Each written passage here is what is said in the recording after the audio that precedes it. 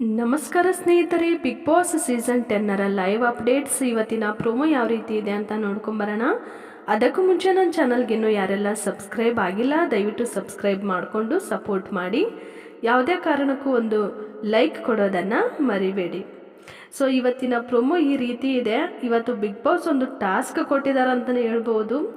ಅದರಲ್ಲಿ ಪ್ರೋಮೋದಲ್ಲಿ ಕಾಣಿಸಿದ್ದು ಮಾತ್ರ ವಿನಯ್ ಮತ್ತು ಪ್ರತಾಪ್, ಡ್ರೋನ್ ಪ್ರತಾಪ್ ಅವರು. ಸೊ ಏಟಿಗೆ ತಿರುಗೇಟು ಅನ್ನೋ ರೀತಿಯಲ್ಲಿ ಒಬ್ರಿಗೊಬ್ರು ಪೈಪೋಟಿಯಿಂದನೇ ಮಾತಾಡ್ತಾ ಇದ್ರು ಅಂತಲೇ ಹೇಳ್ಬೋದು. ಇಲ್ಲಿ ವಿನಯ್ ಮಾತ್ರ ಡೇ 1ಇಂದ ಯಾವ ರೀತಿ ಇದ್ದಾರಲ್ಲ ಸೇಮ್ ಅದೇ ರೀತಿ ಇರೋದು. ಬಟ್ ಡ್ರೋನ್ ಪ್ರತಾಪ್ ಅವರು ಚೇಂಜ್ ಆಗ್ತಾ ಇದ್ದಾರಂತ ಎವಿಡೆಂಟಾಗಿ ಕಾಣಿಸ್ತಾ ಇದೆ. ಸೊ ತುಂಬ ಆ್ಯಕ್ಟ್ ಮಾಡಿಕೊಂಡು ವಿನಯ್ ಬಗ್ಗೆ ಎಲ್ಲ ಮಾತಿಗೆ ಮಾತು ಅಲ್ಲಿ ಕೊಡ್ತಾಯಿದ್ರು, ಏಟಿಗೆ ತಿರುಗೇಟು ಅನ್ನೋ ರೀತಿಯಲ್ಲಿ. ಸೊ ತುಂಬ ಜನಕ್ಕೆ ಡ್ರೋನ್ ಚೇಂಜ್ ಆಗಿದ್ದಾನ ಅಂತ ಅನ್ನಿಸ್ಬೋದು.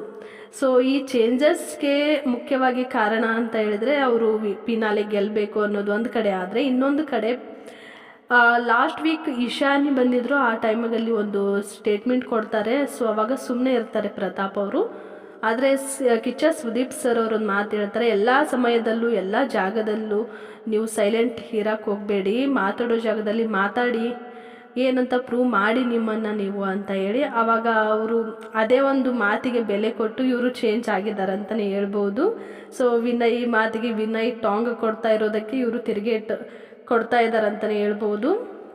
ಸೊ ಹಾಗೆ ಇನ್ನೊಂದು ಬೇಜಾರಾದ ವಿಷಯ ಏನಂತ ಹೇಳಿದ್ರೆ, ಇನ್ನೊಂದು 5ರಿಂದ 6 ದಿನ ಬಿಗ್ ಬಾಸ್ ಫಿನಾಲೆ ಬರೋದು ಅಷ್ಟೇ. ಸೊ ಬಿಗ್ ಬಾಸ್ಗೆ ಯಾಕಪ್ಪ ಇದೆಲ್ಲ ಬೇಕು ಅಂತ ಅನಿಸುತ್ತೆ ತುಂಬ ಜನರ ಅಭಿಪ್ರಾಯ ಇದು. ಒಳ್ಳೆ ಮೂಮೆಂಟ್ ಕ್ರಿಯೇಟ್ ಮಾಡೋದು ಬಿಟ್ಟು ಇದೇನಪ್ಪ ಮತ್ತೆ ಜಗಳನೇ ನೋಡೋದಾಯ್ತಲ್ಲ ಬಿಗ್ ಬಾಸ್ ಮನೆಯಲ್ಲಿ ಅಂತ ತುಂಬ ಜನಕ್ಕೆ ಅಸಮಾಧಾನ ಕೂಡ ಇದೆ. ನಿಮ್ಗೇನು ಅನ್ನಿಸ್ತಾ ಇದೆ ಅಂತ ಕಮೆಂಟ್ ಸೆಕ್ಷನಲ್ಲಿ ತಿಳಿಸಿ. ನಾನು ಮುಂದಿನ ಒಂದು ಅಪ್ಡೇಟೊಂದಿಗೆ ಸಿಗ್ತೀನಿ. ಈ ವಿಡಿಯೋ ನಿಮ್ಮ ಬಿಗ್ ಬಾಸ್ ಫ್ಯಾನ್ಸ್ಗೆಲ್ಲ ಶೇರ್ ಮಾಡಿ. ನಿಮ್ಮ ಡ್ರೋನ್ ಪ್ರತಾಪ್ ಬಗ್ಗೆ ನಿಮ್ಮ ಅನಿಸಿಕೆ ಏನು ಅನ್ನೋದನ್ನು ಕೂಡ ನನಗೆ ಕಮೆಂಟ್ ಸೆಕ್ಷನಲ್ಲಿ ತಿಳಿಸಿ. Thank you for